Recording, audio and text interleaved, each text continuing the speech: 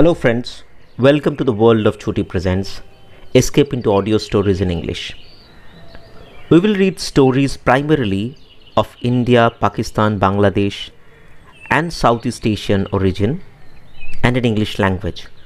We'll try to read in neutral accent as much as possible and with our best attempts. We will focus on literature for kids and children. Today we are going to read Letters from a Father to His Daughter by Jawaharlal Nehru.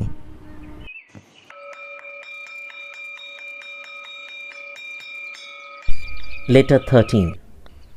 How Religion Began and Division of Labor. In the last letter, I told you how the early men were afraid of everything and imagined that every misfortune has caused by angry and jealous gods. They saw these imaginary gods everywhere, in the jungle, in the mountains, in the river, in the clouds. Their idea of God was not of a kind and good person, but of a very irritable person who was always losing his temper. And as they were afraid of his anger, they were always trying to bribe him by giving him something. Chiefly food. Sometimes, if a disaster came, like an earthquake or a flood or disease which killed large number of people, they would become very frightened and think that the gods were very angry. And to please them, they would go so far as to sacrifice men and women, even kill their own children and offer them to the gods. This seems horrible, but a man who is afraid will do anything. This must have been the beginning of religion. So religion first came as fear, and anything that is done because of fear is bad. Religion, as you know, tells us many beautiful things. When you grow up, you will read about the religions of the world and of the good things and the bad things that have been done in their name. It is interesting to notice here, however, how the idea of religion began. Later we shall see how it grew. But however much it may have grown, we see even today that people fight and break each other's heads in the name of religion. And for many people, it is still something to be afraid of. They spend their time in trying to please some imaginary beings by making presents in temples and even sacrifices of animals. So early men had a hard life. He had to get his food almost daily, or else he starved. No idle man could live in those days. It was not possible for anyone even to get together a lot of food and then do nothing for a long time. When the tribe was formed, it became a little easier for man. All the members of the tribe working together could get more food than each one singly could have done. You know that working together or cooperation helps us to do many things which we cannot do singly. One man or two may not be able to carry a heavy load, but several men helping each other can easily do so. Another great advance came in those days about which I have already told you. This was agriculture. Be interested to know that there are the beginnings of the agriculture among some ants.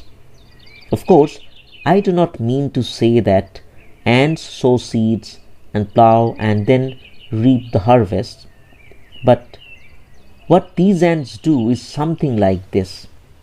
If they find a shrub, the seeds of which they eat, they take out the grass carefully from around the herb. This gives the herb a greater chance to live. Perhaps men also did at one time what these ants do.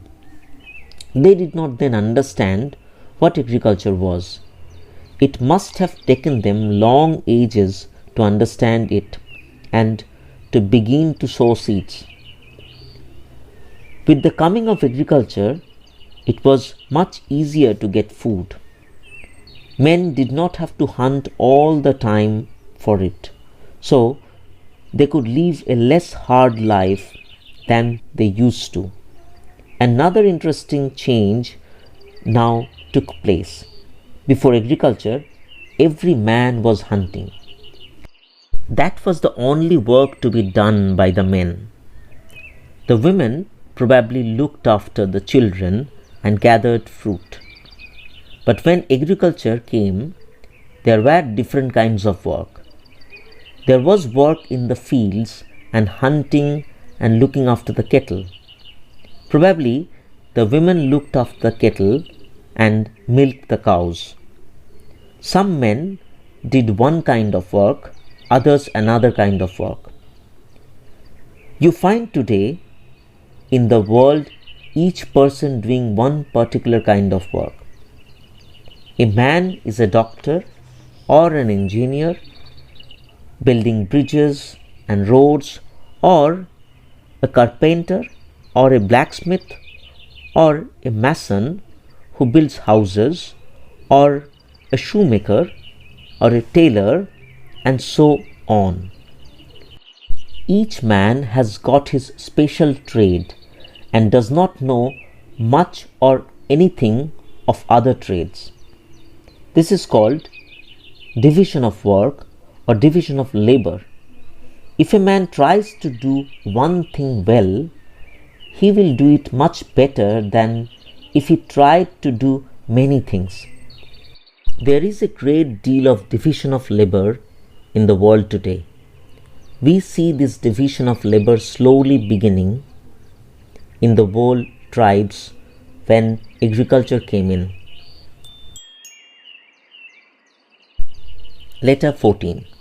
The changes brought about by agriculture. In my last letter, I told you something about the division of labor. Right at the beginning, when men used to live by hunting only, there was very little division of work. Everybody hunted and they could, with difficulty, get enough to eat. The division of work or labor must have begun between men and women, the men hunting and the women staying at home and looking after the children and domestic animals. When people learnt about agriculture, many new developments took place. There was firstly a greater division of labor. Some people hunted, others looked after the fields and plowed.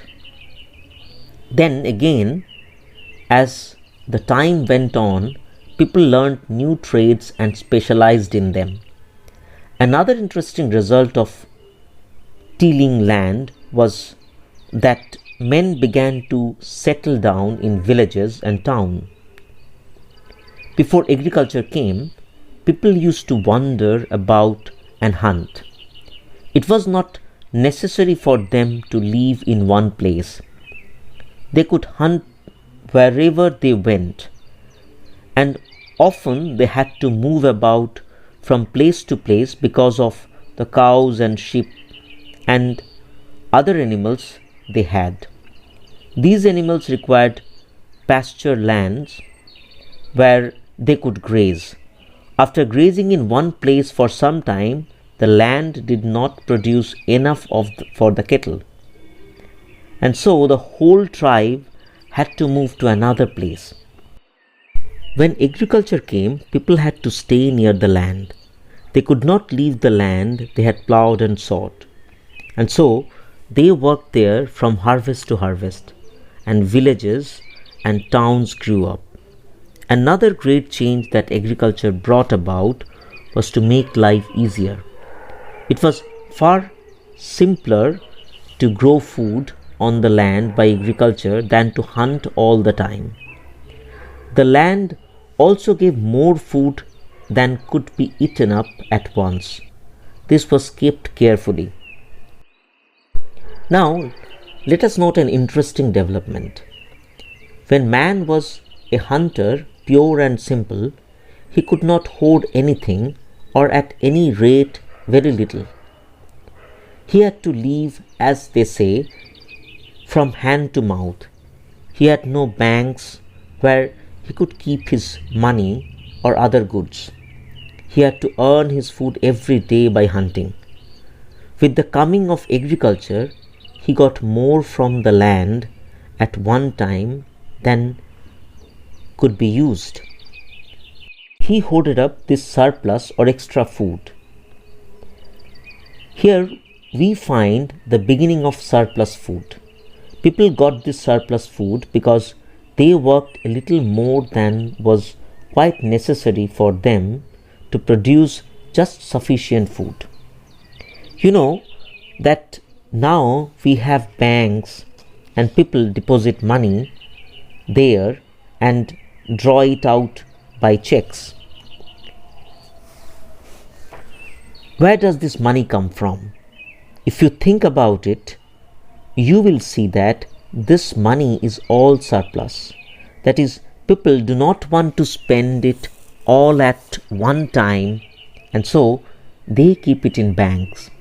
The rich people today are those who have plenty of these surplus. The poor have none at all. Later, you will see how this surplus comes. It is not so much because one person works more than another, but nowadays a person who does not work at all gets the surplus, while the hard worker often gets no part of it. This seems a very silly arrangement. Many people think that it is because of this stupid arrangement that there are so many poor people in the world. This may seem a little difficult for you to understand now. If so, do not trouble yourself about it. You will understand it soon enough. At present, I should only like you to note that agriculture resulted in producing much more than could be eaten up at once. This was hoarded up. In those days, there were no banks or money. People were called rich who had many cows or sheep or camels. Hello friends, you are listening to Letters from a Father to His Daughter by Jawaharlal Nehru. Please tune into Chhuti Presents Escape into Audio Stories for other episodes. Till then, goodbye and stay in touch.